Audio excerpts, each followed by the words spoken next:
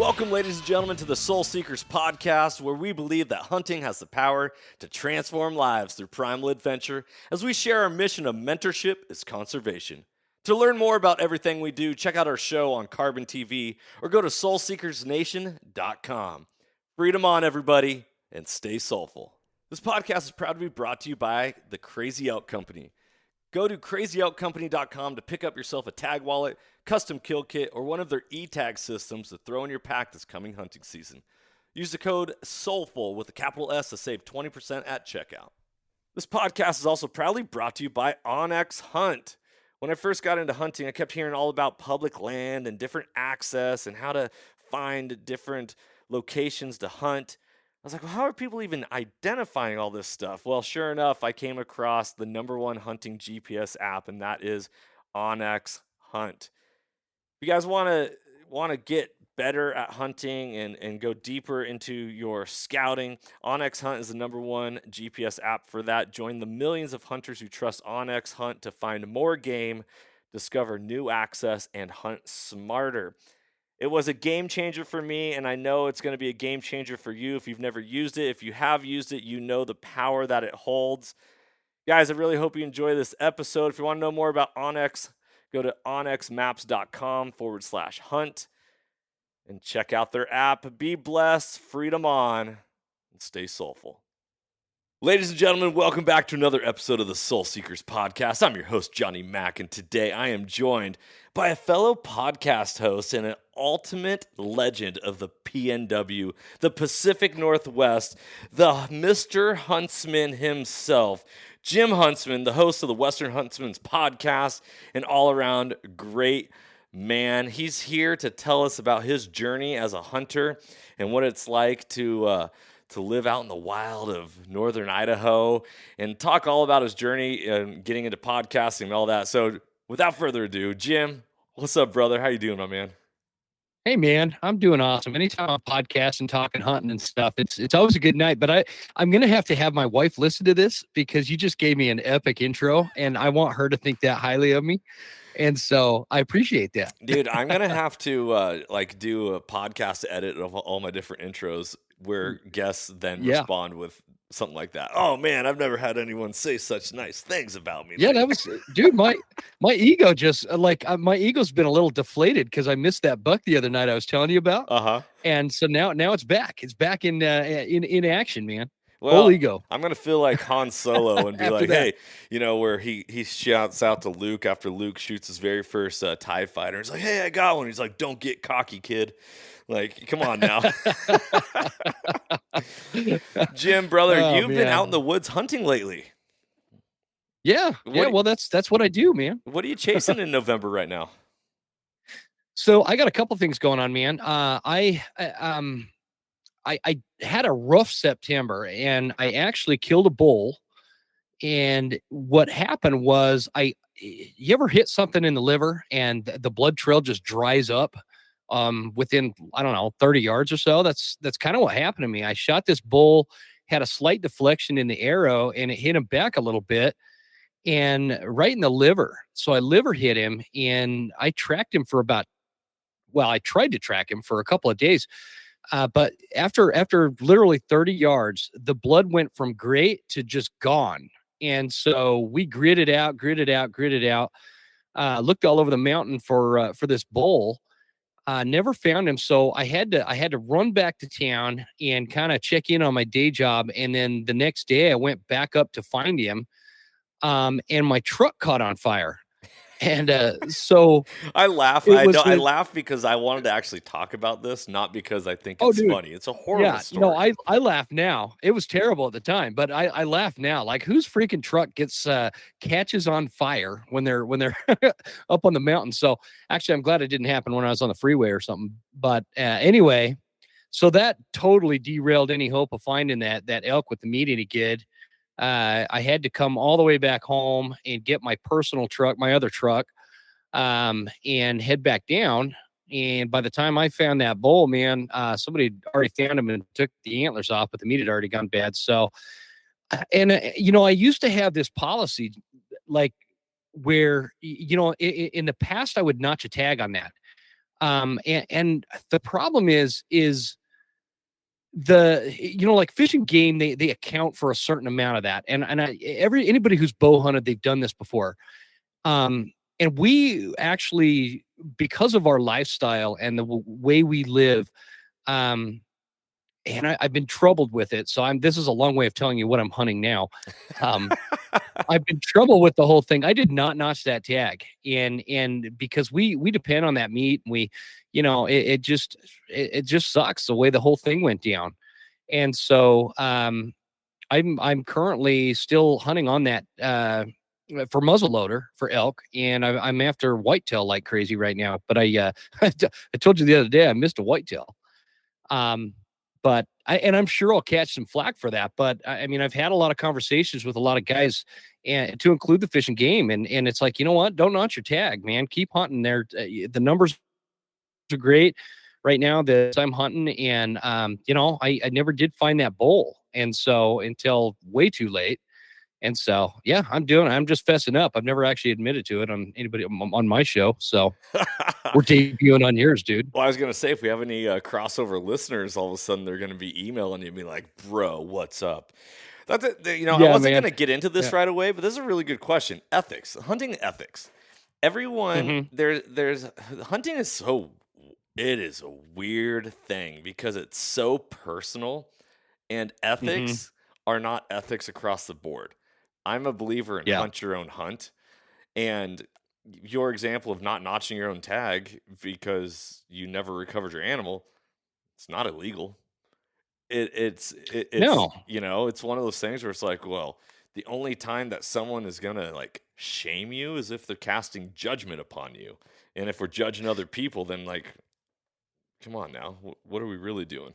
It's not building community. Well, that's a common theme on my show, Jenny, is talking about how hunters treat each other, and this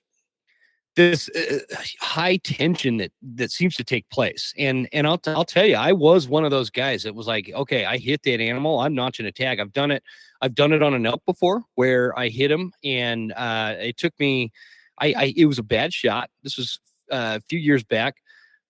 Took me like 9 days to find this bull, but I kept looking for him because I knew he was going to die at some point. And he finally did, and I found him because of the crows. And I notched that tag, and I've done it on a deer that I wounded a deer and I never found him, but I know that deer's going to die, and so I notched a tag on it. And so, but I've just kind of tried to enlighten myself as to what happens with that, and in talking to Fish and Game folks that talk about, there is a certain percentage of wild game that they account for that kind of thing and that kind of fatality. And so the numbers, it's not, I don't know. I think I feel like who defines ethics, right? And who gets to say what everybody else has to do. And, again, I know I'll get some flack for it. And if you guys want to send me a nasty email, send it to johnnymac@gmail.net. No, I don't know what I don't know what your email address is off the top of my head. But I even heard Aaron Snyder talking about it on his show too, where it's like, you could choose to notch your tag, and I respect that. And I usually do, but in this case I didn't. And we all just have to hold each other accountable to a certain level of ethics, but we have to be careful about what we decide as personal hunters, what ethics are, and what's acceptable to us, because what we perceive as an ethical hunt or an ethical outcome might be totally different than the next guy down the road. And whether we disagree with that individual or not doesn't matter, because as I say on my show all the time, we have a much bigger and broader and better funded enemy than fellow hunters. And so we just gotta, save the drama for your mama and get ready for your next hunt and quit whining to everybody. Yeah, I totally agree. I was actually just talking to Guy D from Western Contours podcast this week, and I was telling him about my elk hunt that I had this September. I drew a quality elk tag for the state of Washington, and I was like, all right, baby, we're going to go smash on a giant, and it's going to be epic. Well, little did I know that I actually don't have that much elk hunting experience, and it turns out that elk hunting is a lot harder than I expected it to be. And when I got into the scenarios, I was like, oh, crap, what am I doing? What do I do? I kept second guessing myself. Mm-hmm. Well, anyways, I had this beautiful herd bull at 30 yards. It's a 6x6, but he was on some other side of some brush. Oh, nice. Had him broadside, arrow was knocked, but I never drew back because in my head I was like, I don't feel like I have a clean shot. And I was telling Guy this, and he's like, "Yeah, man, you know," in his deep, like grumbly, rough voice, yeah, Man. exactly. And he was like, "Well, yeah, you take." What was his verbiage he used? Questionable shots, typically don't always go the way you want them. And I was like, yeah, and you know what? But it could have gone the good way. And I started kicking myself after the fact because I ended up bumping the elk out, not necessarily because he winded me. Wind was in my face the entire time, but there was a group of cows around, and they just started to get a little sketchy and all that. I was doing some calling that I probably wouldn't have done if I could redo it all over again. But with that being said, I was like, man, should I have shot? Should I have just shot the arrow and so just hard. see what happens? They always say, in air quotes, they always say you miss every shot you never take. Yep. So what would have happened if I would have just sent that arrow? Maybe I would have stuck a branch and then I spooked the elk. Maybe it deflected and hit him a little farther back. But maybe I got a nice shot and I killed the bull. You just never know, man. Like elk are tough to kill too, man. Like it's got to be a well-placed shot, and it's one of those things where I'm like you. I had a couple of elk this last September where distance-wise, 20 to 30 yards would have been a great shot. But like you, there was a bunch of brush in the way, there was twigs in the way, and I chose not to let the arrow fly.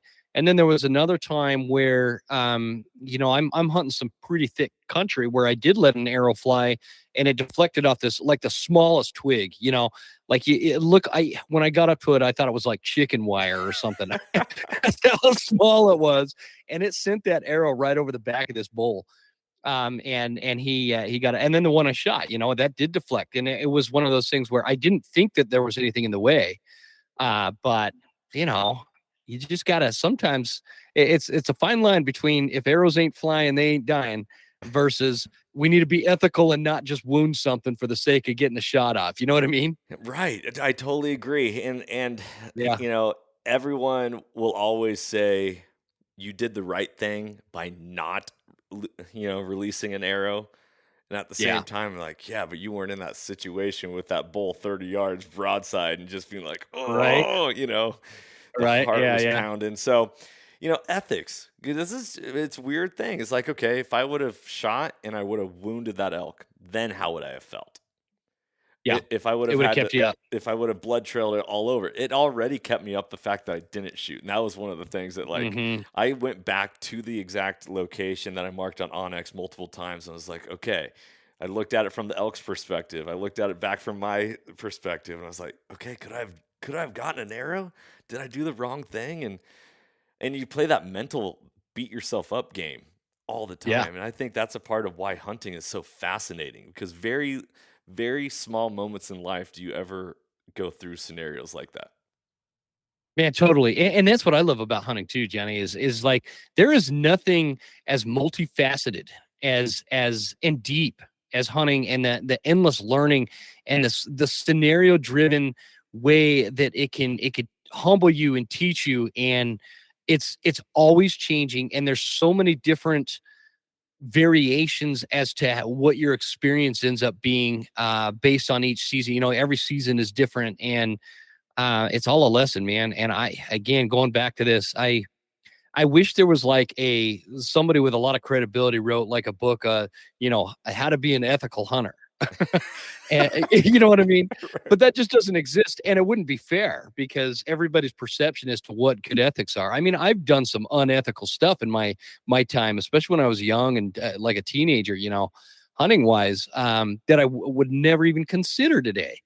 And I know that there's a lot of people out there. A lot of people just won't say it. Yeah, a lot of people won't say it. They stick to posting memes on social media that say, you don't want to hunt with a game warden kind of stuff, but they don't want to talk about it. But I have, man. I've done bad stuff. when I was young, and I've corrected that, and now I feel like I can speak with a little higher level of authority because I know what it's like. And can you cuss on your show, man? Man, yeah, man. I don't believe in censorship, man. Let it rip Okay, if you good. need. I wasn't sure. I keep like kind of losing my train of thought because I'm like, man, if I say that, I don't want to like piss somebody off. I But used to back when I was a school teacher and I first started my podcast. I was like, if students listen to my podcast, I don't want to have a bunch of cuss words and then have questions and talk about that. mhm. And then during 2020, I had two different Twitter accounts taken down and censored from Big Brother up Oh, in really? social media world, and I was like, okay, I know what it's like to be censored, and it sucks. And so from here on, if I truly believe Yeah. in freedom and the right to free speech and right to bear arms and all the beautiful things that the wonderful Constitution holds, then I need to Yeah. actually live it. So I put the See, I explicit tag knew on we'd this get along. podcast. Oh yeah, dude, I I'm knew a we'd get along. patriot, 100%, man. It's part of why I'm in So Texas right now, now instead of the state of yeah, Washington. man, you're in the right place, dude. Are you gonna get another Twitter now that what's his name? Elon Musk bought it? I ran out of email addresses, so I'm gonna have to like kick off. Just make one up. Yeah, no, yeah, I will be rejoining the ranks once again at some point. But um, man, where were we? Dropping I don't know. F-bombs. Man, you want to drop an Yeah. F-bomb, drop it, man. No, But it just wasn't even. put some good emphasis I wasn't behind even. it. I wasn't even trying to drop the F bomb. I was just saying, I've done some dumb shit, and we all have. And if you say you've never done that in the woods, and you've always been 100% straight line freaking ethical as you define it, I feel like you're full of shit. Yeah. And that's just how I feel about it. And so I'm a super ethical guy these days. I have my daughters. I've been, which is actually that's another aspect of hunting that I really love, Johnny, is when your kids get old enough to hunt themselves, and you get to take them out and teach them. And you do have to be super cognizant of what you're teaching them. Mm-hmm. And because that is a future generation. But yeah, man, I love it. It's like my favorite part of hunting now is taking my kids. I'm gonna throw myself under the bus on this one because of what you just shared. Okay. So, I have young boys. My oldest is 7. He turns 8 in December, and then I have a 6-year-old and a 3-year-old. And I live in a How old did you say your oldest was? 7 years old. Okay, and yeah. all boys? All boys. Yeah, the 3 Your amigos. grocery bill, dude. Your grocery bill in like 8-9 years is going to be ludicrous. Right now with inflation, it's we're in the hole every month. Okay, what was I? Oh, so teaching boys ethics, right? Don't steal. Stealing is not good, right? Mhm. And so I live in a brand new housing development with a bunch of homes that are being built all around me. And all the framers came and went, and there's a scrap pile of like little triangle pieces of 2x4s and 2x6s that. Oh yeah. And living in Texas, and if you paid attention to the news, what was it, last year or 2 years ago, they had this giant freeze that like they lost power to everything. And my house is either a wood burning fireplace or electrical. That's it. I wish it had propane. And I was like, dude, I need to make sure I get some firewood. And I was like, I'm just going to pick up some scraps from the scrap pile right next door. Literally just like 15 feet out my door. And yeah, I would have. My oldest boy is like, Dad, what are you doing? That's not your wood. You're stealing. And I was like, oh, dagger to the heart. I was like, you are correct. This is not my wood. And I am feeling extremely guilty right now. Needless to say, all the wood did get put back, and it is not in my possession. The point being is that when we have people watching us, especially our own children, if we're teaching them how to hunt, man, talk about accountability, right? Mm-hmm. Yeah, for sure, man. Yeah, that's what we lack in a society today that is just rewarded by how many likes they get on Twitter. Is that accountability and the liability to your kids? You're a single source of liability to your kids, and so to set that right example, you did a good job, dude. Because I mean, a lot of people wouldn't do that. They'd be like, "Oh no, it was garbage. We're keeping it," kind of thing. And I mean, I'd consider doing that too, but. Yeah. I don't have any neighbors, so Well, I quickly said to my boy, one man's trash is another man's treasure, young man. Let's hey, yeah, hell yeah, man. I learned that from my grandpa. right. Oh man. So yeah, here it is. Hunting. It's such a fascinating thing. If depending on how you always get out of life what you put into it, but you always find yourself um, learning. You can I'm a big believer in the Bible. I read the Bible. Hmm. Book of Proverbs has 31 books or 31 chapters in it, and there's 31 Yeah, days in the month, and so a chapter a day. I find myself rereading these chapters over and over, and I find new things out of them every single time I go. And yeah, that's what hunting is for me. Is like one year I'm in a mindset, I'm like, okay, it's all about manifestation and envisioning my hunts and then speaking my hunts and living my hunts and experiencing it. And then another year it's all about um, playing it out for other people, or then I'm facing disappointment and heartache. And each year seems to have its own like theme. And then I'm hmm, having to re-challenge myself of being like, well, why am I actually hunting in the first place? Why am I here? yeah, Because there is a progression to being a hunter. You start, you're excited, the world's your oyster. You're like, oh man, I can't wait to do this, notch this tag, kill this buck, do this experience. And then all of a sudden, if it's brown, it's down. And if it flies, it dies, to the yeah, point where maybe you've already shot a couple animals. And now you're like, okay, I want to go for a more mature class animal, to teaching somebody else how to hunt and you not having to fill your own tag, because the enjoyment and the excitement and the fulfillment you get from sharing what you know and giving it away to somebody else, and then having them experience it firsthand, to full circle of like, well, I actually just need meat in my freezer. So it's such an hmm, interesting thing because people hunt for so many different reasons.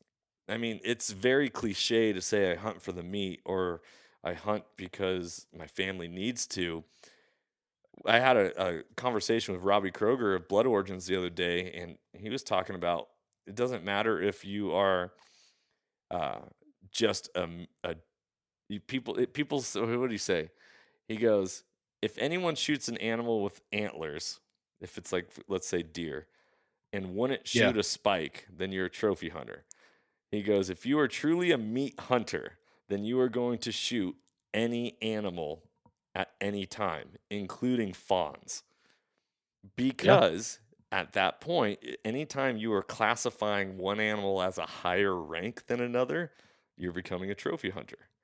And I was yeah. like, that's a very interesting perspective. Well, and it's true, and I mean, I'll tell you right now, if Robbie says it, you got to believe it, right? And it's not just what he says; it's how he says it. The guy can articulate, but yeah, man, I mean, and the thing that always gets me with that whole thing again, with one of the focuses of my show and my platform is this fight we have against the anti-hunting movement, and the thing that hunters need to kind of clarify in their own minds when we're thinking about how we treat each other, or how we're judging each other, or how we're coming down on each other for one person being a trad bow hunter versus a long range rifle hunter, whatever. It doesn't matter what those differences are.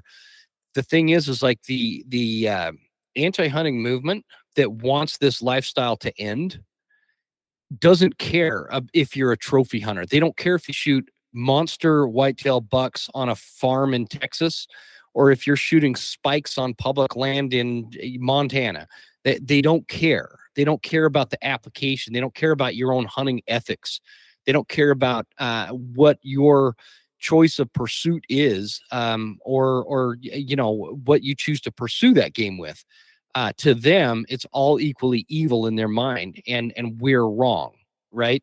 And so this is where we have to learn how to tread lightly with each other and understand that, like, the unification of hunters is much more important than your opinion about somebody else's method of take, or whether or not they're a trophy hunter, or whether they shoot 2 point bucks versus somebody else's 4 point bucks, or whatever. Um, I guess it's like concerning to me to see and hear the way that hunters kind of treat each other, especially since social media has been around. Because growing up, and I assume we're age wise, we're probably fairly close, Johnny. You have a lot less gray, for sure, but I have daughters and you have boys, and so you can see what the difference is. That's the outcome. But Absolutely. uh, but growing up, there wasn't, and social. This is why I hate to blame one thing, but social media has added to a lot of attention because people could say whatever they want without any repercussions, right? Mhm. And growing up, it wasn't like that. There was this bond with hunters, no matter what. Hey, that's a great buck, whether it was a little forked horn or a 200 class mule deer in the shot out of the high country of Wyoming. It didn't matter. There was this bond that just doesn't seem to exist today, where it's more of social media has turned people hostile towards each other, and it's turned hunters like into competitors against each other. Mhm. I know guys that shoot great bucks that don't post them because they're worried that people will judge that it's not that great of a buck, right? We're talking like a 130 class inch whitetail on public land in North Idaho. Dude, that's a great buck up here. But does it look great compared to like a 180 class Midwestern buck shot off a hunting farm? No, it doesn't, right? But who cares? Like we shouldn't care about that kind of stuff. And you'd mentioned actually I forgot how you said that, but like for me, oh, you said if it's brown, it's down. I go through that too, man. Like I'm at a point right now this season where it has been absolute chaos. My truck caught on fire, it burned down, and it really took the wind out of my sail. And I didn't really hunt in October because of that level of motivation to go out and do that again. And I was super busy on the homestead here and my day job and all this other stuff. I'm making excuses in a sense, but it's like a legitimate excuse. I'm going to shoot the first freaking buck that walks in front of me. Yeah. Well, I mean, I do have some standards, right? I'm not going to shoot a little, spike or something, but I am there. That buck I shot at the other day, he wasn't huge, man. He was just a decent little 4-point, but I'd whack him any day right now because then I'm done. Then I can be done and I can get all the work done because winter's coming quick up here. Something you guys in Texas don't experience much, but you probably did over in Washington, huh? Oh yeah. Oh yeah. Well, hey, it got down to 38 last week down here. Dude, that's got to be rough. That's got to be because that is 20 degrees warmer than it is right now outside this here studio I'm recording in. I'll tell you, it's rough when you swing from 110 to 38. Yeah. Oh, for sure. That's like that's quite the disparity, man. All right, so there's so many things I want to talk about, and I don't want this podcast to get away from us for too long. First off, you had a truck just straight burned down. How's that even possible? Like, it was a newer truck, wasn't it? Yeah, man. So it was I don't mean to like throw the brand under the bus or anything, but I had a super nice 2016 Toyota Tacoma. And I love this thing, dude, because I could get this thing anywhere. Yeah, they're the ultimate mountain when, rigs. Oh man, yeah, you could get it anywhere, and it was great in the snow. It was like having I don't know, a 4-wheeler with a windshield. And because I can get it up any trail, anything. It was just a cool little truck, and I mean I didn't even hit 130,000 miles on it. And so anyway, yeah, I'm driving up to this area where I shot the bull, and it's still September. It's like the last couple days of September or whatever. Season's still open. And I like kind of partway up the mountain, I actually rolled my window down because there were some muleys standing off on the side of the road there, and I was just kind of checking them out or whatever as I'm going. But I smelled like this rubbery smell, and I'm like, what in the hell is that? And there's like logging operations going on in this area, which is one of the key areas that I like to target for elk hunting because it creates these little micro habitats for elk. Anyway, we're not going into elk 101 here, but Dude, drop it. It's a strategy that I use. So I'm heading up to this area where, I had just spent how many days were we up there? About 8 days camped up there. And I mean, every day with the exception of one that was really bad weather, I had more than one elk encounter. Like I had tons of elk encounters up there. It's a great area. Anyway, so I'm heading up there, smelled the rubbery, burning rubber smell. I didn't really think anything of it. I just thought it was something going on with the logging operation. And I keep going up the trail, up the road, and I get up to this spot where it's like this curve in the road. You're about 4,000 feet elevation, which for this particular part of Idaho is pretty high up. You're in the high country, what we call the high country here. It's not like being in what are you hunting over there in Washington still? The Cascades, where what kind of elevations do those get? Like 9,000 feet? Oh man, that's a good question. I think some of the like high peaks in North Cascades do. Yeah. Yeah. Yeah. I know they're tall, and I used to hunt. I grew up in Utah, and I was hunting at 10,000 feet elevation all the time. So I just say that because of just to put it into perspective, 4,000 feet.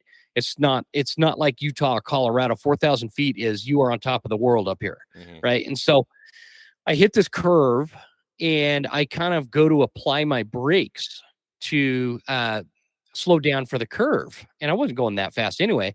But I hit the brakes, and I had no brakes, and I kind of panicked. I'm pumping the brakes, and I'm coming up to the curve, so I throw my emergency brake, and I'm going slow enough that stops me. And so I'm like, what the hell, man? I put the truck in park. I'm parked right in the middle of this dirt road. I put the truck in park, and I open the door to get out, and all of a sudden all the smoke starts coming out from underneath the hood, right? And I'm like, okay, I'm not getting out right here. So I get back in the truck, and I kind of backed it into this area that was opened up. And this is like super thick timber country. Forest fire would go up in minutes somewhere like this. So I knew I had to get the truck away from the trees. So I backed it in a spot. By the time I put it in park again, I had flames coming up the windshield. And so I had, packed to like spend the night in my truck till I found this elk. And so I had these like gallon jugs of water, and I'm pouring them all over the hood. And I tried to get the hood open, but it was so hot I couldn't touch it. And so the flames are starting to shoot over the top of the truck. And I go back to the cab, and I grab my bow. I throw my bow out. I throw, I don't know, a couple other things I had in there out. And then I run to the back of the truck, and I threw my pack out because I've got my pack with all my hunting gear in there. Right. Just like that pack. Remember when I think it was you or somebody sent me the pack. The Brotherhood of the Traveling Pack, right? Yeah. It's just like that pack, same color and I love this pack, and I love all the stuff I had in it. So I grabbed the pack and I throw it, and it like somehow snatched onto this $5 camp chair I had back there. And then I grabbed this case of water, and I get everything else. Oh, this little cooler, get it out, and get it away from the truck. And by the time I do all that, I have the entire truck is on fire at this point. And so like where I laid my bow in the grass, I could see the bow case starting to melt. So I grabbed that and moved that further back into the trees. The whole truck is on fire at this point, and I've got several boxes of ammo in the truck, and it's popping off. The tires start blowing out, and the gas tank explodes. You'd have think it was like freaking D-Day up there. And I'm like kind of hiding behind these trees in case one of the shells decides to, kind of go the wrong way or whatever, which, bullets don't do that when they explode like that, but you never know. They can still throw stuff. And so I'm kind of hiding, and I had just enough service to call 911, and they sent a fire truck, and I'm yelling at the 911 operator, you got to like hurry, man. Cause I do not want to be responsible for starting a forest fire. Like, you got to get up here. Yeah. And so 40 minutes later, this truck shows up, and these firefighters jump out. The truck's still kind of smoldering, but it had at this point basically gone out. And they can't figure out how to turn the hose on, and they're trying to turn the hose on off this water truck. And they're yelling at each other, getting super mad. But except this one dude, this one young firefighter, he's all stoked because it was like his first fire or something. And so he's all excited trying to put this fire out. And anyway, they get the fire out. I realized I'd lost my laptop. I'd lost a pistol. I'd lost some brand new loophole binos I just bought. Interesting. I lost my hunting boots, a bunch of camo, my Tacticams. I mean, I lost tons of gear, and it was just a lot of this was, a lot of people think that because we're podcasters, we get all this free gear, right? And I do get some. I get some free gear, but the stuff that had ended up burning, most of that stuff I paid for. Like I didn't get some good old boy discount, so it wasn't cheap to replace. And it was disheartening, man, because I was standing out there in my slippers basically because I don't wear my hunting boots when I'm driving, and Right. I'm in like flip flops. And my wife, I had to text her. I have this little satellite Zoleo device. I had to text her to come and pick me up, and she knew where I was at. We've camped up there before, and but she's 4 hours away. So I end up sitting on that. Remember the little $5 camp chair I somehow rescued on accident. Hmm. Um, I sat on that for like 4 hours just by myself, waiting for my wife to show up to come pick me up after they towed my truck and everything. So anyway, that's the story of it, dude. Dude, that is so wild. And how did you get off the mountain? Did the firemen take you back? No, they offered to take me back down into town, but my wife knew where I was, and so I was texting with her over that satellite thing I've got. And because there's no real phone service up there, I was able to call 911, and I was able to tell them where it was at, and then that call dropped. I wasn't able to call anybody else, but I was able to use my Zoleo thing and text my wife, and she came and got me. So she pulls up with my daughters. She comes up, and they come around the corner, and they see this like scorched earth area where it's just like, all blacked out from the truck fire. They'd already towed my truck away, and I'm just sitting there with my pack, my bow and bow case, and in my flip flops on that cheap ass camp chair, and I'm just waiting for her. And so she was like freaking out. But anyway, that's how I got home. That's I had to wait for her. Wild, It was dude. nuts, dude. Such a wild story. And when I saw you post that picture of your truck burning, I was like, "Holy smokes, dude! What the heck happened?" Dude, it looked like an F-18 just came and missile strike that bitch. It was crazy. Like it just boom. The whole thing was.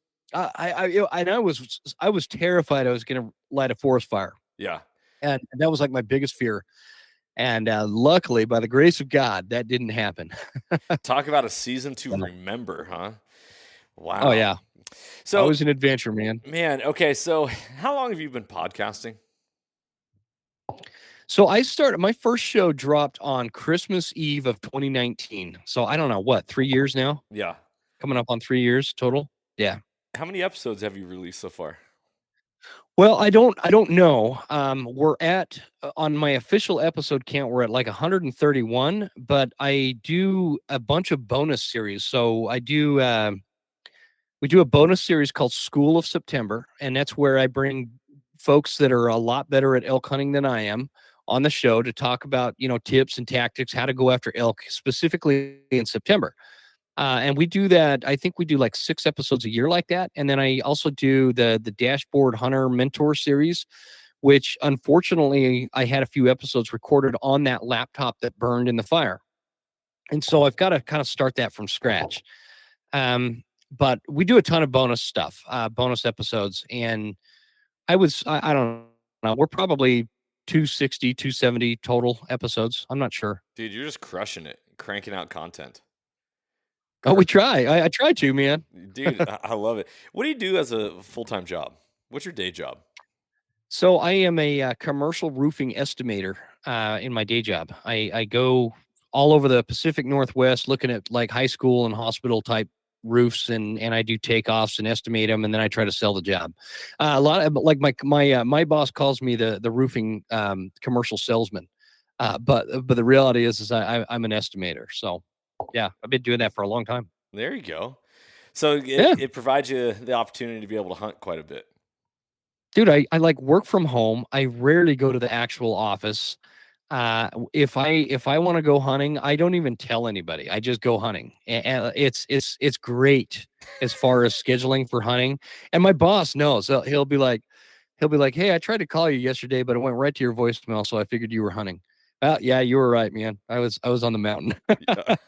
Oh man. So So yeah, no, it's great. I how, got a great company too. how'd you end up getting into podcasting? Like, what started you? What was the inspiration?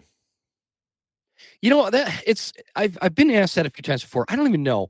So I've always been obviously very passionate about hunting. Hunting has always been like it's not, and I've said this a million times on my show. Hunting is not a hobby for people like me and you and a lot of other people out there. It's not like we're collecting bottle caps or baseball cards, on the side. Hunting is a lifestyle, and it's how I was raised. It's always been it's been ingrained into my. It's something that my soul requires me to hunt. It's not like I'm one of those guys that and there's nothing wrong with this. So don't anybody take it the wrong way. But it's not one of those guys. I'm not one of those guys that just kind of dabbles in it and gets a tag every once in a while. It is my life. I'm either prepping for a hunt or I am hunting. Now, that is not to say I'm a great hunter, Johnny. I want to make that clear because I'm not a very good hunter.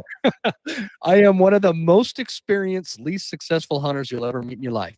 And anyways, I've always had concerns within the hunting space in terms of dealing with some of the imagery and the anti-hunting movement and some of the threats we face against public land issues and conservation issues and things like that. So I don't know, 5, 6 years ago, I started writing articles and stuff and had a few articles in various magazines or hunting blogs on the internet or whatever. And I had never even heard of a podcast until like 6 months before the hunting season in 2019. And I started listening to all these hunting podcasts and I found them by total accident. I'm like, what's a podcast, man? So, and I've always been like big into talk radio. So I've always liked that concept.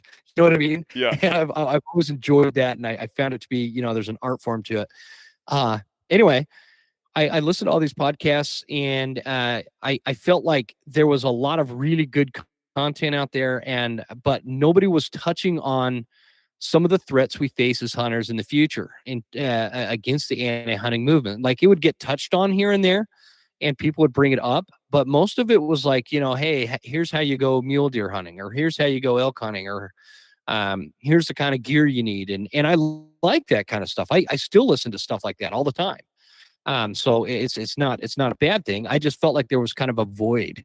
And I shot this elk in 2019 and it's September of 2019, and I was so excited when I found him. He had kind of after I hit him, he came into cow calls just super hot, awesome. It was a great hunt, dude. I wish I knew how to film back then.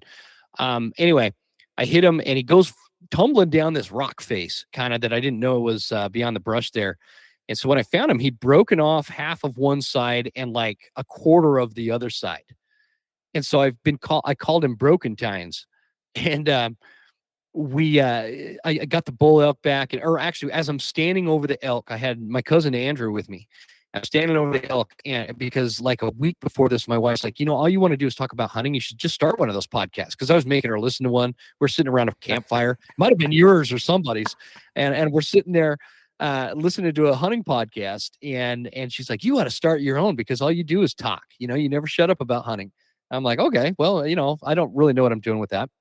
But as I'm standing over that bull, I told my cousin, I'm like, dude, I'm going to start a podcast and I'm going to talk about this stuff and why it's so important that we protect it, because this is our life. This is how this is the air that we breathe that makes our souls come alive. And I'm so passionate about it. So that was September of 2019, and I recorded my first podcast with my buddy Dirk, the bugler over at Phelps Game Calls. I actually went down to his living room and I didn't know what I was doing, man. I handed him a microphone and handed me a microphone, and we just started BSing about hunting elk and getting his background. And I released it on Christmas Eve, and it's been going ever since. So the Broken Tines part, I was like, bring that part up. I had my old house before we moved out to the homestead. I had this shop where I built the first studio, and we decided we had to make a name for the studio, and I hung that elk with the Broken Tines on it and called it the Broken Tines Studio. and we've been calling it ever since. So now that we live on a homestead, I'm sitting in my old hunting trailer, and this is the new Broken Tine studio until I build a better one. I love it. That name Broken Time Studio really stands out to me. I remember when you were talking all about that at the beginning of your podcast journey. So it's pretty cool to hear you tell Yeah, that story about why it even was called Broken Times. Love yeah, that. because it was the bull I stood over when I made the decision to start the podcast, and so I figured it fit. So what I find truly fascinating about your story about why you even started podcasting and understanding about this, how there's a lot of podcasts out there that are tips and tactics, gear, and Hmm. all this. And I would say my podcast, formerly the Soulful Hunter, now the Soul Seekers podcast, it's not one of Yeah, those. It's very niche. Like it is. I love it, you man. gotta want to listen to my podcast if you're listening to it, because I don't provide the same type of content that you can find out there from a lot of experienced, knowledgeable, very successful hunters, you know. And so hearing you talk about you wanting to protect and defend hunting, I think is so honorable, so honorable. And by the way, you need to make it over to our event in December over in Western Washington and come hear Robbie Yeah, Kroger in person. I saw that. Yes, I might do that, man. you I got need to to know the dates. I'll track Saturday, that info down. December 10th in Okay. Muckleteel, Washington. We're doing silent auctions. We got a bunch of guns, suppressors that you can win. We're doing raffles. You got Timney triggers, Fox Pro game calls, Onyx subscriptions. Dude, so the list just keeps I'd going on. love to, man. Like, come win some stuff, Yeah. hang out, shake some hands, rub some elbows, Yeah. kiss some women, maybe I'm gonna some see. babies. I'll see what I could do, man. If it's real snowy, I can't leave the homestead due to the nature. We're not set up to leave in bad weather, so that's why I never commit to anything past about November 15th. There you go. But if we're in good weather, I will definitely come over to that, man. I'd love to, and that's what I love about what you do. There's always this underlying message and this underlying mission, whether it's mentoring new hunters or getting new blood involved, and it's a unique, like you said, it's a niche, and I really enjoy that. I can't believe we haven't podcasted together before, actually, because I've talked about you on my show a bunch, man. Time in a season, brother. Time in a season. I'll tell you Yeah, this. I guess so. So the reason why I was talking about you speaking for hunting is I believe, and this is my personal perspective and view, is when I got into hunting, first off, I didn't know anyone who hunted. Like, no one was like, hey, man, do you hunt? No, you need to. It will transform your life. It will be the most impactful thing you ever choose to do for yourself. You need to hunt. Yeah. Everybody needs to hunt. You need to at least experience it, because with experiences come perspective, and perspective always trumps opinion. And you can't Yeah. beat that. And so that never was in my realm. And then when I started hunting, I didn't feel like I had the courage. Hunting has always challenged my courage. I just want this to be known. Like, it doesn't come easy for me to go out into the woods. I Yeah. just, like, to this day, shooting my very first big game animal, which was a black bear, I was scared to death of bears in the woods. And here I was, the very first animal that I was pursuing was black bears, because I was coaching high school football at the time.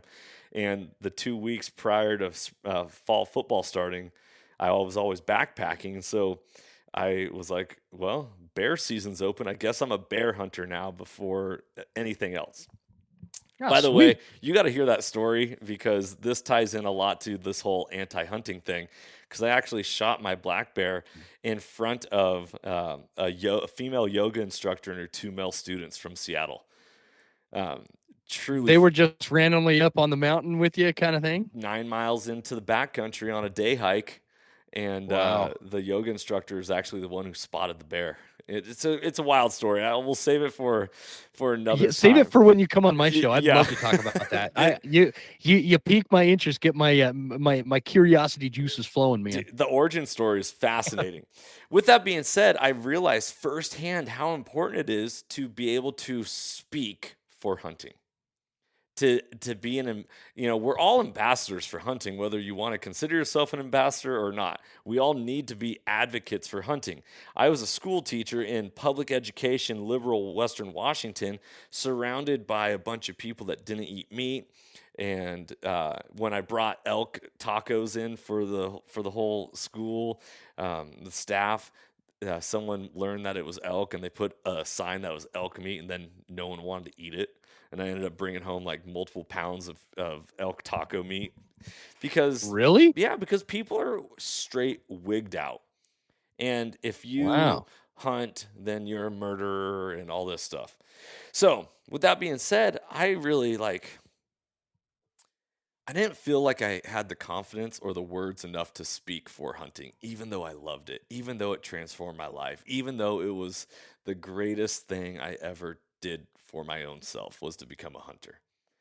Yeah. And so here you are with that being your call, and your last name is Huntsman, which the irony is not lost, because you literally, to your core of who you are and your lineage, you're Huntsman. Yeah.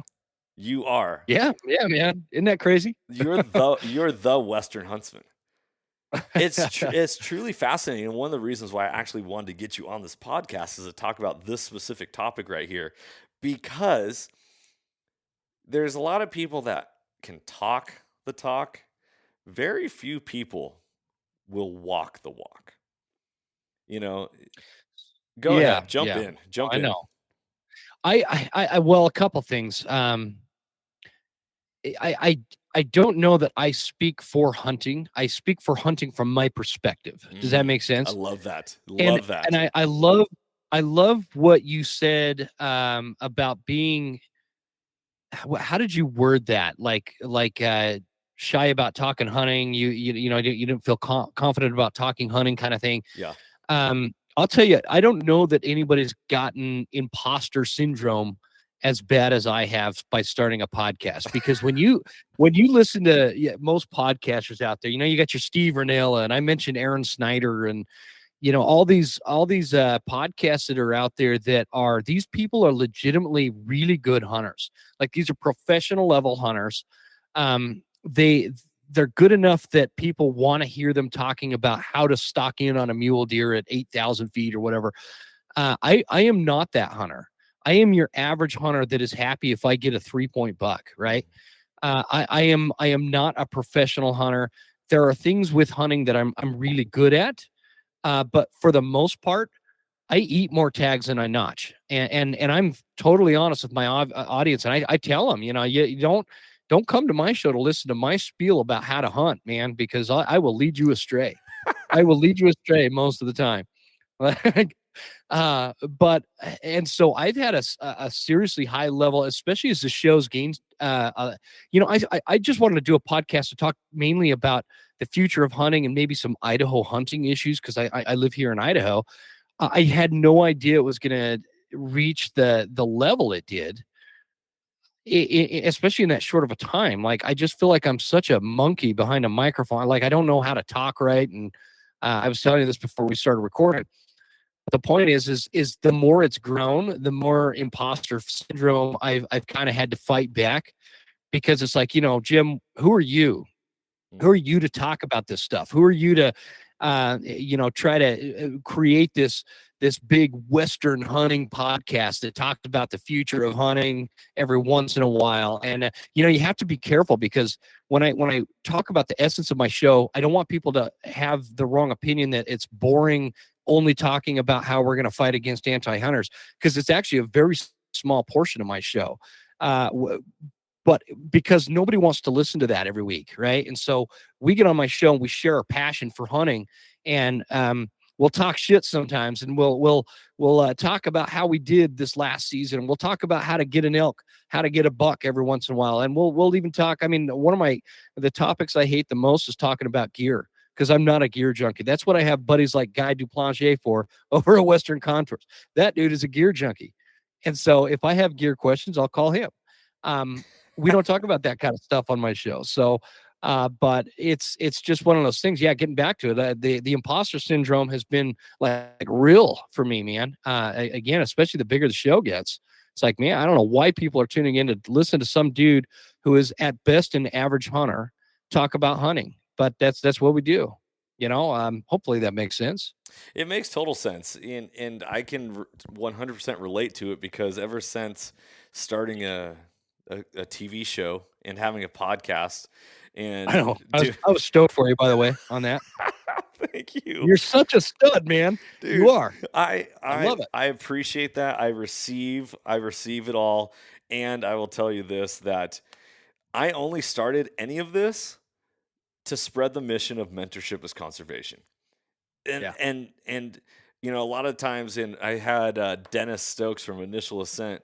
He told me one Yeah. time recently, he goes, hey, your show I really like.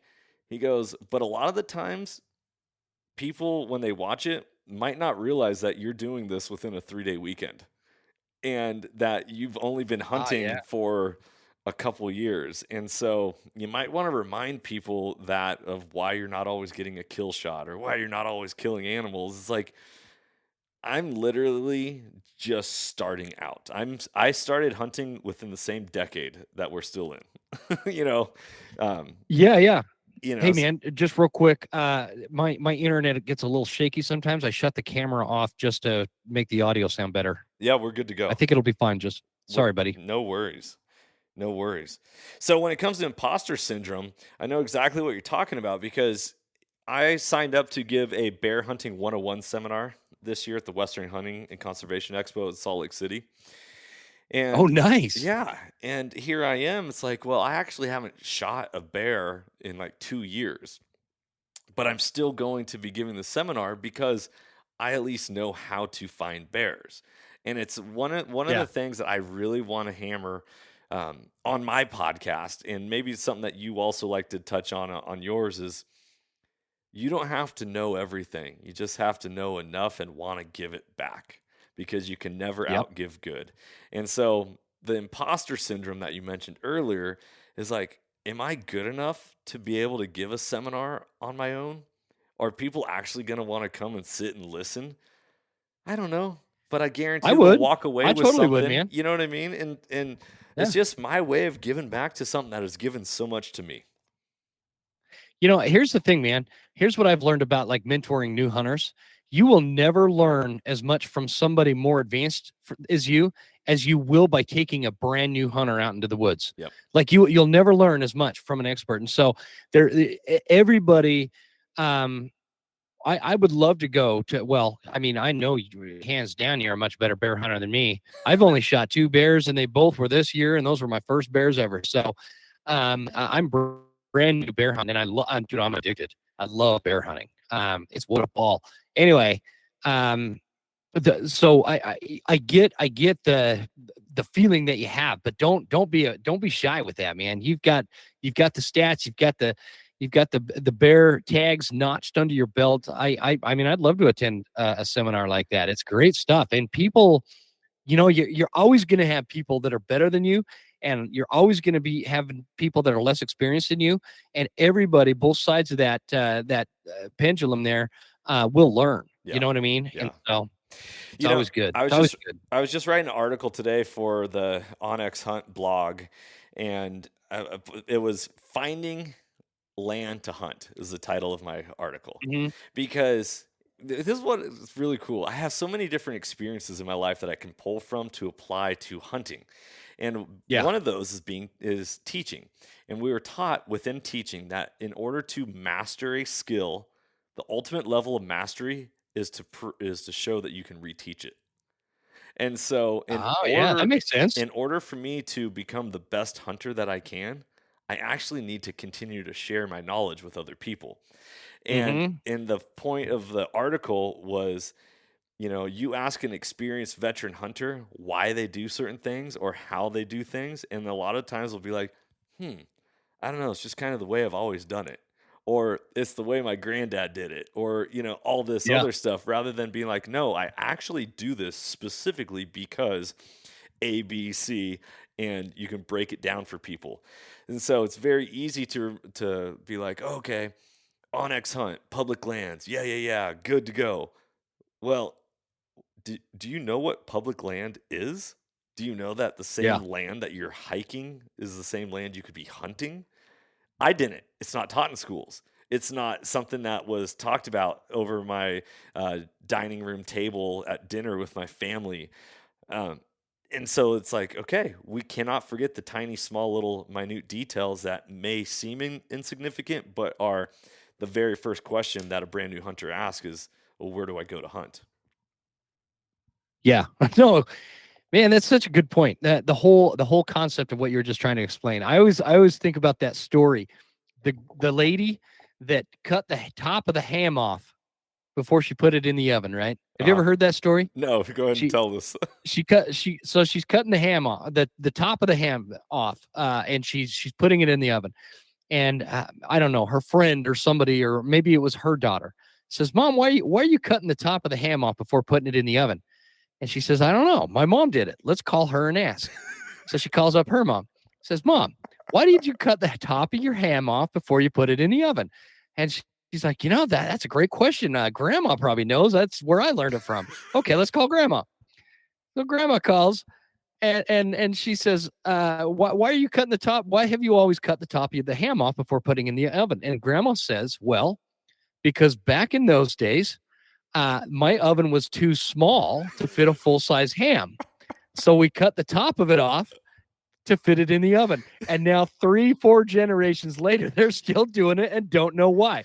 This is what's great about taking new hunters out hunting. Yeah, you'll learn things. You'll start asking yourself why you're doing something a certain way. Yep. And you'll be like, gosh, I don't know why I've always done it that way, but I'm going to answer this question. And you're going to get to the bottom of it and find out if there really is good sense behind it, or if there's a better way to do it. Yeah. So That is a great story. And the minute that you got to the grandma, I was like, oh, I know exactly why. This is you knew where I was going, right? dude, Because it's one of those things. How it's many so times has that true. happened to us? Yeah. Yeah. Yeah. Yeah. Man, speaking of perspective, moving down to Texas, and Texas and deer feeders and deer blinds get a bad rap from Western hunters. Like, Yeah. oh, that's not really hunting. Oh, that's not really hunting. Man, I'll tell you what, Texas hunting over a deer feeder is really awesome. Really Yeah, awesome. I'd love to do it, man. And I'll I tell you, love all kind of hunting, so I'd love to try it. yes, and I will tell you this. Maybe not so much if you are somebody who is constantly wanting to be on the move, sitting still and waiting is hard. That is a Mhm. whole different type of challenge. Like kudos to people who can sit in a tree for days on end Yeah. and hold their arrow or whatever.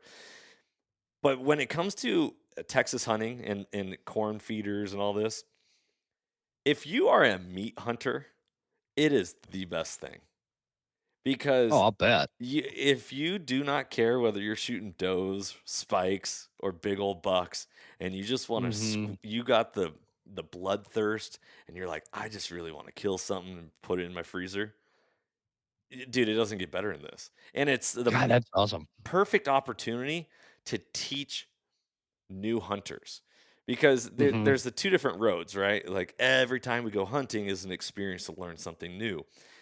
And I'll tell you this, being a PE teacher specifically, if a student doesn't find success within the first couple tries of doing something, they're going to give it up and never return back to it. And that Yeah. is the Yeah. challenge with Western hunting is that you can go out time after time after time after time and never see a single animal. And it's like, oh, Mhm. I guess I'm just a hiker with a weapon. Well, in Took these my bow for a walk in the woods. right, but in these places where you can shoot a doe at a feeder and then learn the skills of putting hands on an animal, skinning it, gutting it, field dressing it, understanding blood trailing, all of that. That is so critical because you can. It's like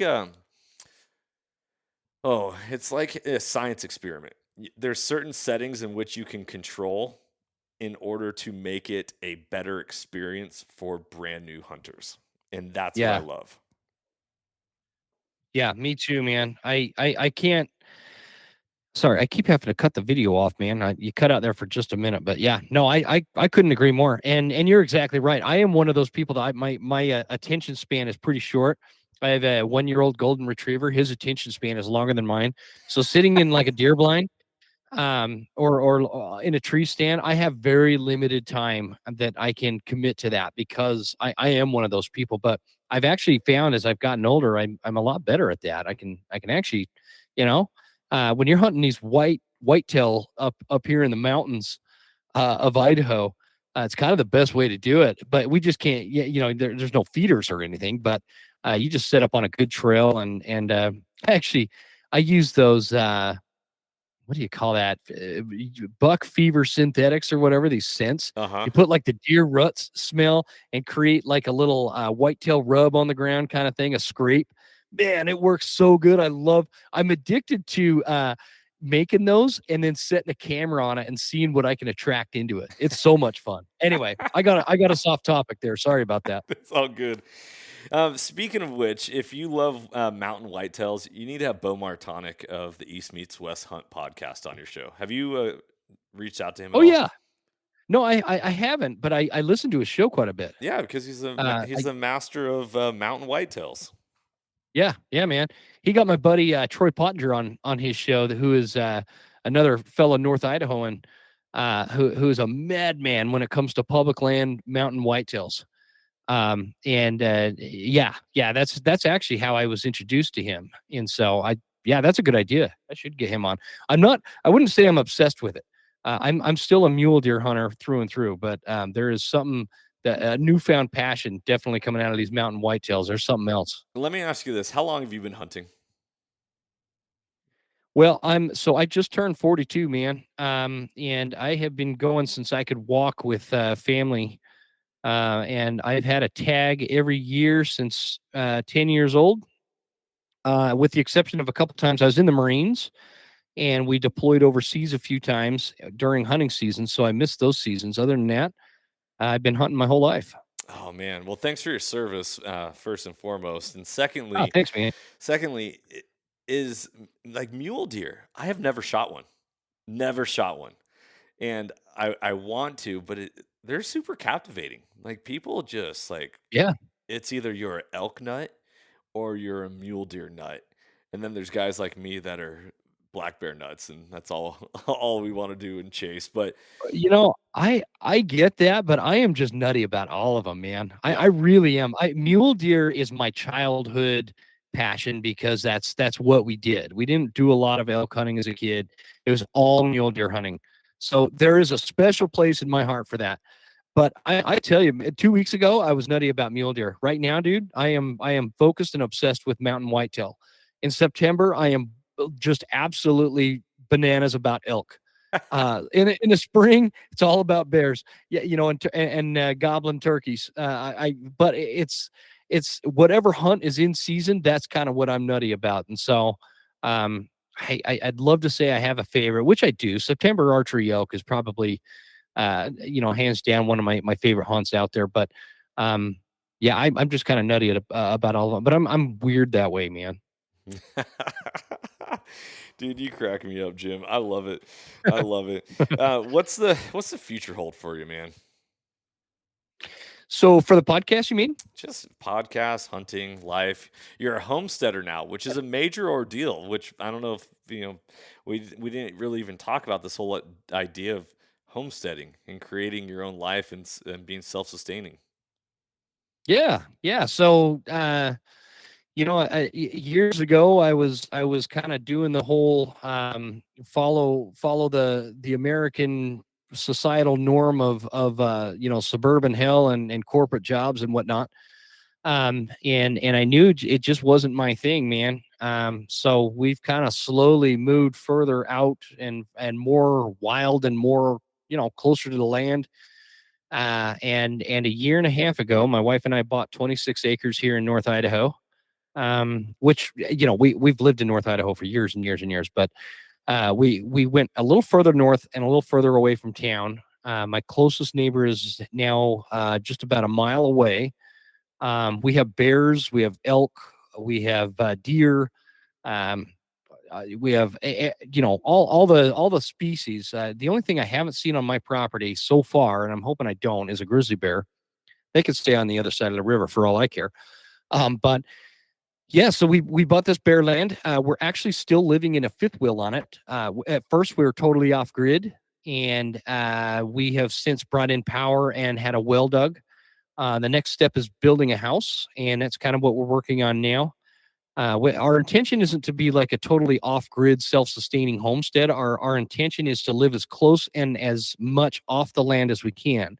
So we do a lot of gardening, and we rely a lot on hunting, which sucks for my family because I'm not very good at it. So um, I'm trying to get a little bit better at it. We had game meat from 2021 last us until about the first week of August 2022. So I need to get a little bit better at hunting, dude. But that's what we're doing. Yeah, we're living super close to the land and on the land, and using what God put in front of us, and living this wild life, man.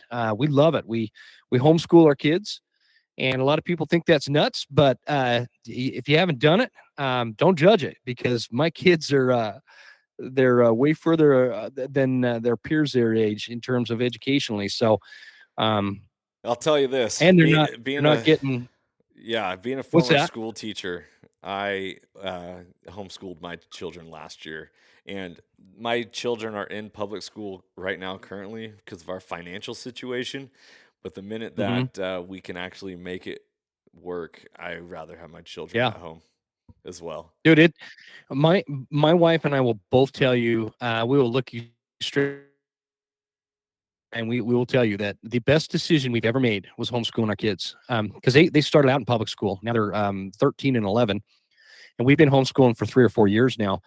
My kids are happier. They are more well rounded, and they are a lot more focused on things that they want to pursue in terms of their own education, and what they self-educate with and what we choose to teach them. They're not propagated by some of this shit that comes out of the politics of public school. Yeah, without going down that rabbit hole. But they and I guess the most important part, like I said, is they're so much happier. Man, they're so much happier. I love it too. And it's funny, man. People that don't understand homeschooling, they'll like question it. They'll almost like try to test our kids. Oh, really? You're a homeschool kid, huh? Yeah. So they'll ask them some question, and my kid will start going into some crazy detailed explanation of how it works. Yeah, And it's like, yeah, don't test my kids first of all, because they don't do that to public school kids, right? right. They don't ask them some math question or something. Uh, but it's funny because my kids will blow them away. I love it, and I'm super proud of my girls I, because they've just really taken to it. So I love it. I'm proud of you. So some words of encouragement for you that I just want to continue to share and speak life into you, because keep doing it. You're doing it well, and the whole idea of thanks, brother. of standards when it comes to public education, it's like, oh, kids at standard, not at standard, all this. We're all Yeah. individuals. We're all different. And They learn at their own pace. what is Yeah. standard for one person is not standard for another. And I couldn't agree more, man. so, with that being said, I'm gonna wrap this podcast up with this quote from President Theodore Roosevelt.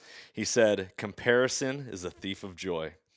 And That's right. any time that we are comparing ourselves to another person, whether it be for education, for lifestyle choices, for the things that we believe in, the animals in which we shoot and kill and post and don't post, and however we hunt, anytime we are comparing ourselves to other people, we're going to be losing our joy, because comparison is the thief of joy. So, little words of That is a advice. perfect quote for this whole episode, dude. That like I'm gonna plagiarize that from you. I love it. There you go. I think this episode just found its title.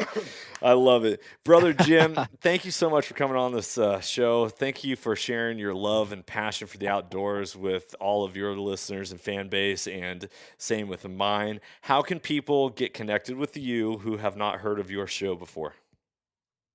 Yeah, man. They can I don't know. What comes to mind is Instagram is at the Western Huntsman. So I didn't know what I was doing. The Western Huntsman is now formally partnered with Eastman's Hunting Journals, and they have taken over my Instagram. So it's growing a lot faster than I knew how to do that. So you can check it out anywhere podcasts are found. Just search the Western Huntsman or at the Western Huntsman on Instagram and Facebook. There's you can find it at Eastman's Hunting Journals, and you can find it at thewesternhuntsman.com. Love Pretty it. simple. Love it. Congratulations on getting picked up by Eastman's. That speaks highly of you and your content. So great job. Oh, thanks, man. I think they were just low budget or something, but whatever. I'm super happy with it. I love those guys. Scott So- Reekers is way taller in person than you would expect. Yeah, dude. And he's such a cool dude. Yeah, Scott's a great guy, man. He's So is cool. Ike. And I mean, yeah. Yeah. Scott, if you're listening to this podcast, shout out to you, brother. All right, guys. Scott, we love you, brother. Yeah, we love you. Hey, thanks, Johnny. Let's get you set up to get on my show. I'd love to have you on, man. You're a great thinker, great philosophical mind to have in the hunting space, and I appreciate you being there with us. Oh, it's my pleasure. Thank you, brother. I'm humbled and honored. I'd love to join you for your show. Everybody, thank you so much for tuning in to this episode of the Soul Seekers podcast. Hope that you gained a lot of insight and perspective to apply to your own life and to inwardly reflect, because inward reflection leads to outward correction. And just as Mahatma Gandhi said, we want to be the change we want to see in the world. And it's very important for us to constantly reflect on how we show up in this world to make it a better place and to leave it a better place for generations to come, because that's what conservation is all about. Remember that hunting has the power to transform lives through primal adventure, and mentorship is conservation. Don't ever forget that. Thank you so much for listening to this podcast, this episode. If you like it, share it. Give it a rating, give it a thumbs up, share it with all your community, as we really appreciate it, because that helps get the mission out as well. Be blessed, everybody. Freedom on, and remember to stay soulful. If you enjoyed today's podcast and want to support the show, you can always like, share, subscribe, and leave a rating, as it helps us share our mission of mentorship is conservation. Thank you so much for tuning in and being a part of Soul Seekers Nation as we transform lives through primal adventure. If you want to get more connected with the podcast, check out the Soul Seekers Nation Facebook group, as I look forward to connecting with you on the next episode. So stay tuned and stay soulful.